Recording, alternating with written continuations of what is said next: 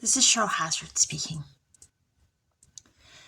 So recently, on my YouTube feed, came up the topic of the death of Lisa Marie Presley, the daughter of Elvis Presley, a famous singer, and not just a little bit famous, a lot famous. And Elvis had a drug problem and died of a drug overdose.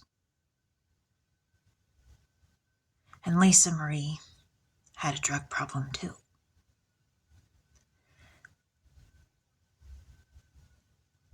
And there's the question of, could a tendency to a drug problem be genetic? And the reason I thought to ask this was because I just found something that said that taking vitamin D could help with reducing a tendency to addiction or the craving. And I just found one that's talked about that particularly with opiates, and she had a problem with opiates. But the other reason I asked that is because vitamin D controls 800 genes. 800. And of course, she's Elvis's daughter, and she was, and she looked like him. And Elvis dated Natalie Wood, who I believe was my grandmother.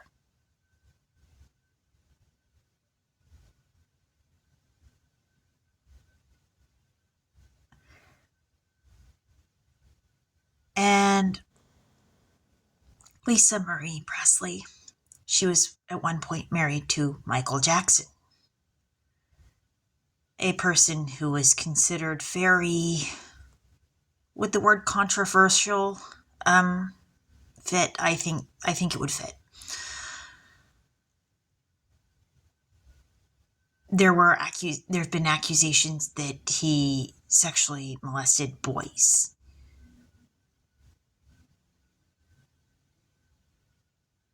And so things were kind of yikes, I guess is the word that describes that. And his dad, it was reported, had abused him. And he had stated that his dad had abused him, and so did Janet and the family. And so there was that. And Lisa Marie, they said her son committed suicide, and I have more to learn about what happened with that. I don't know a whole lot about that yet. But it was a son that she had had from a previous marriage.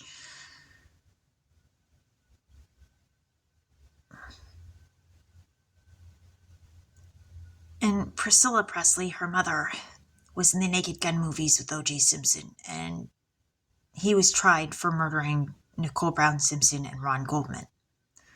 And I went to school with Kat Goldman.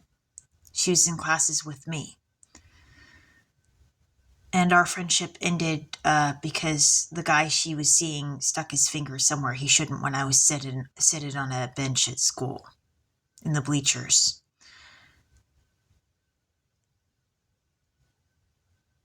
So the whole thing was it was kind of odd. I also went to school with Brian Brown, who eventually dated Ariana James, who I knew, and was at my birthday parties. And they had a son, Noah, together.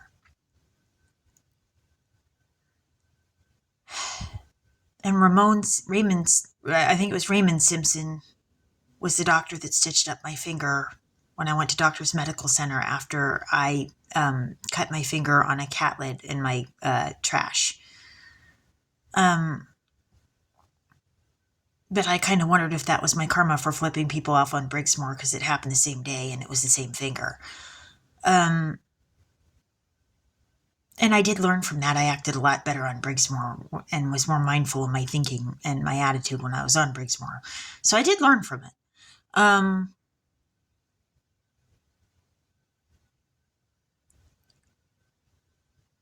But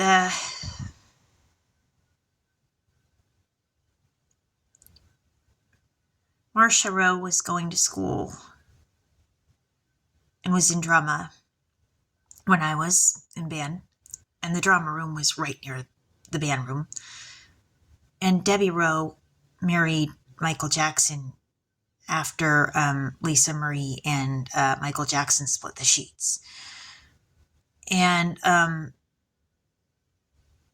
it sounded like Lisa Marie was kind of hurt because he wanted to have a kid and she didn't, and he chose Debbie Rowe to have a baby with, from what I've heard. And so I got that side of that and I've heard that. And then he had kids and had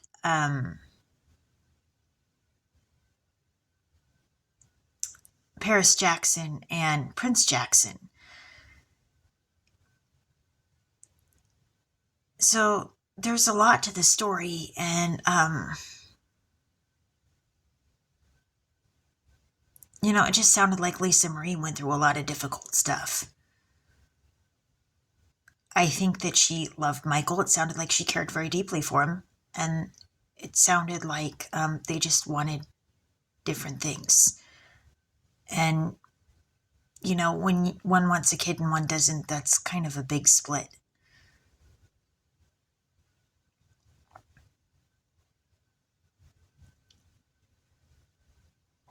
And Paris Jackson, it sounds like she's a talented young lady.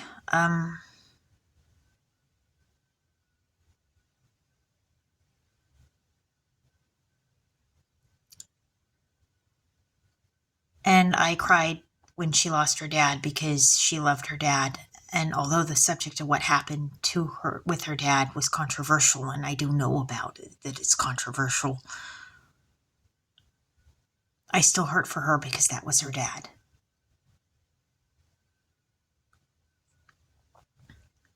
So I realized that this whole thing is kind of complicated and there's a lot to it.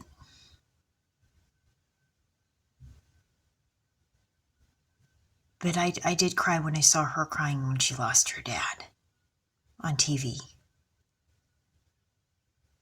And I feel sad that Lisa Marie Presley's life ended at 54 in a heart attack.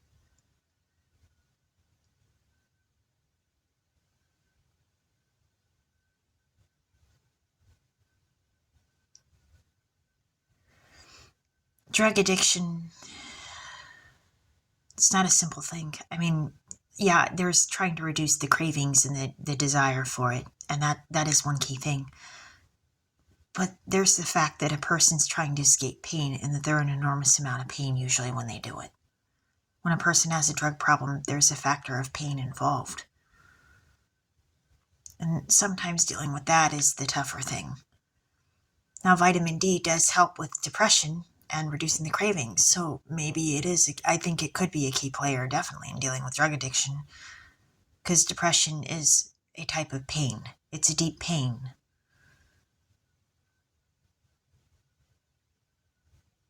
And I hope more people know that there's hope for dealing with depression, pain, loss, heartache.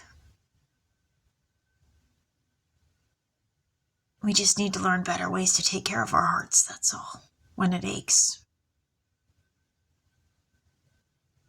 Turn to God, maybe take the vitamin D and magnesium, talk to somebody, maybe write about your feelings.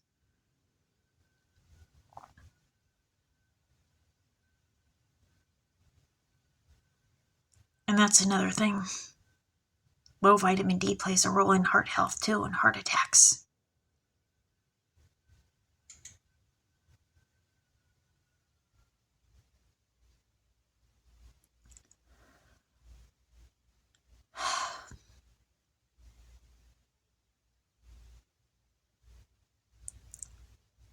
I know what it's like to feel sad, to feel lost, to feel like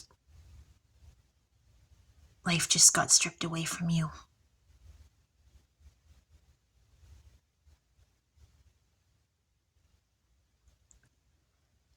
So yeah, I do feel sad about the death of Lisa Marie. And I'm sure her mother would have wanted a whole lot better for her.